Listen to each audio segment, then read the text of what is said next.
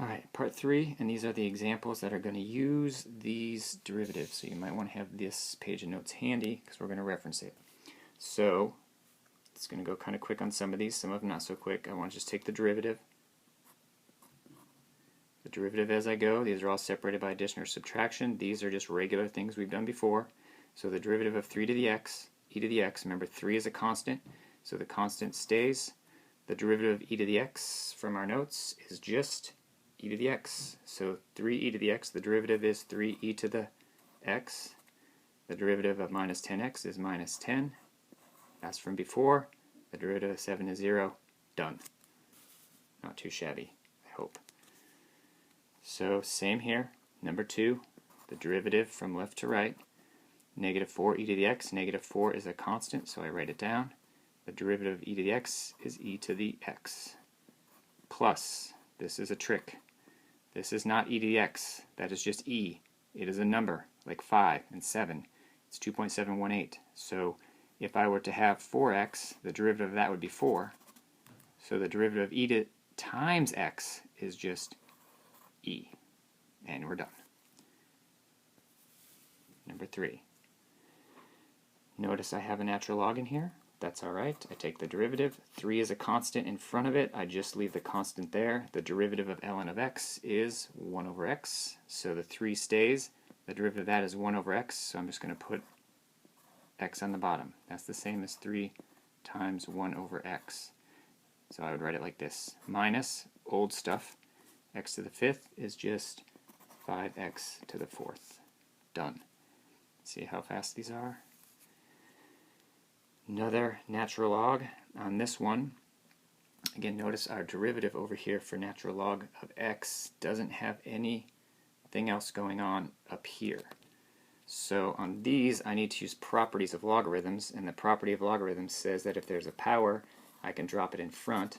So before I take the derivative, I'm rewriting this as 10 ln of x plus 3 ln of x. Alright? Again, I didn't take the derivative, I rewrote it. Now I can take the derivative. 10 is a constant, it stays. The derivative of ln of x is 1 over x. Plus 3 is a constant, it stays.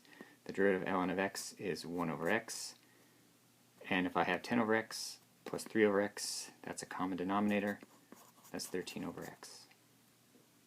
We could have simplified this through multiplication and ended up with the same thing if we had done it that way first. Doesn't matter. Alright, number 5 has got the natural log of 2 times x to the 15th. 2 and x to the 15th are being multiplied, so again I'm going to rewrite first as ln of 2 plus ln of x to the 15th. If you look on page 1 of our notes, 2 functions being multiplied inside of a log can be written as 2 separate ones by addition, and then I can use the power rule and drop that 15 in front. So again, I'm rewriting. I haven't done anything yet. Plus 15 ln of x. Now I take the derivative. ln of 2, there's no variable. That's just a constant. It's a number. The derivative of any constant is 0, so that derivative is 0. And this is the one we've seen 3 times in a row. 15 is a constant in front of ln of x. So 15 times 1 over x, or 15 over x. And we're done. So on this, again, I have a regular old school one that we've done for the last couple weeks. This, however, is new because it's got the natural log. I would again, before I do anything, rewrite this. Oops, I started to do something even though I told you not to. I'm going to rewrite it as x squared minus 2 ln of x to the 1/2. Change the square root to an exponent because that allows me to rewrite it by dropping it in front. So again, rewrite the whole thing before you take any derivatives. The 1/2 drops in front. 2 times 1/2 is 1. I'm just left with ln of x. Now I take the derivative of everything from left to right. The derivative of x squared is 2x. The derivative of ln of x is 1 over x. And you can leave it like that. You could get a common denominator. If you did, you'd end up with 2x squared minus 1 over x, but you do not need to. Alright, now this is the first one. We have a base of 6 and an exponent of x. So that's on our notes is down here, right here. If I have a base as a number and x, it's the whatever you start with times the natural log of the base. So I'm going to, there's nothing else to rewrite on this one. I'm going to go straight to the derivative. If I have 6 to the x, the derivative is 6 to the x, but I have to multiply that by natural log of 6 because that's my base. Plus regular derivative 6x to the 5th. And you're done. So this is one you got to kind of memorize. If you have base is a number, exponent is x, whatever this is your derivative times the natural log of the base. Same idea here, except now I've got a log. If there's no number written down here, the base of that is 10. It's called the common log. So if I look at our notes for this one, I end up with 1 over x. So again, my variable is 1 over x, natural log of the base. So in this case, again, I'm not going to rewrite this thing. I'm just going to take the derivative. The derivative of x is 1. 2 is a constant, so it stays. And then if I take the derivative of log base 10 of x, everything ends up in the denominator. Remember, over here, everything is in the denominator. The constant stayed on top, everything else is down here. So it's going to be an x, because there's log base 10 of x. The base was 10, so I have to multiply that x times ln of 10. I'll put that in parentheses. And that is your answer. You don't have to clean anything up. We're just worrying about kind of practicing these derivative rules.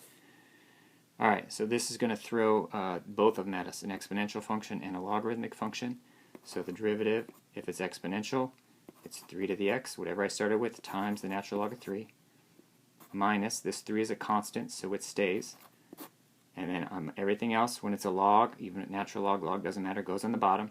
It's just an x there, so x goes on the bottom. Natural log of the base is 3, so I put that right there. And again, I'm going to leave it alone. I'm not going to worry about getting a common denominator and simplifying it. So this was a direct number as a base exponent, stays exactly the same, natural log of the base, log, base, regular number, variables on the bottom, natural log of the base on the bottom. Done. Alright, last example is to find the equation of a tangent line to the graph of f of x e plus ln of x at x equals 1. So to do that, I need to find a point and a slope. The slope comes from the derivative, the point comes from the function. So I'm just going to find the point first by plugging 1 into this function. I get e plus ln of 1. And if you look in our notes, ln of 1 is one of the things we need to know. That just equals 0. So f of 1 equals e. So my point, oddly enough, is 1e. I'm not going to mess with that. It's just 2.718. I'm just going to leave it as an e. Now I have to find the slope. Sorry, the slope comes from finding the derivative. So I'm just going to rewrite the function over here so I can see it again. So it's e plus ln of x. So to find the slope, I find the derivative. The derivative of a constant, again, this is just a number. There's no variables in here. So the derivative of that is 0. The derivative of ln of x is 1 over x. So the slope at 1 is 1 over 1, because I just plug 1 into my derivative, which equals 1. So I have a slope, I have a point. The equation is y minus your y value, which is e. I know that's weird, but we're going to leave it there. Equals the slope, which is 1, x minus your x value, which is right there. This is what we did before. It just has e's in it now. And that's fine. Or if you don't like that and you want it in slope-intercept form, you can add the e to the other side, and you would have x minus 1 plus e. And you're not going to do anything with that, so either one of these is fine. But again, even though I have new functions in here, the process for finding the equation of a tangent line is find a point by plugging in your x value into your function, regardless of what it looks like. To find the slope, you take the derivative of the function, plug that x value into the derivative, that's your slope. You got a point, put it in point slope. Enjoy.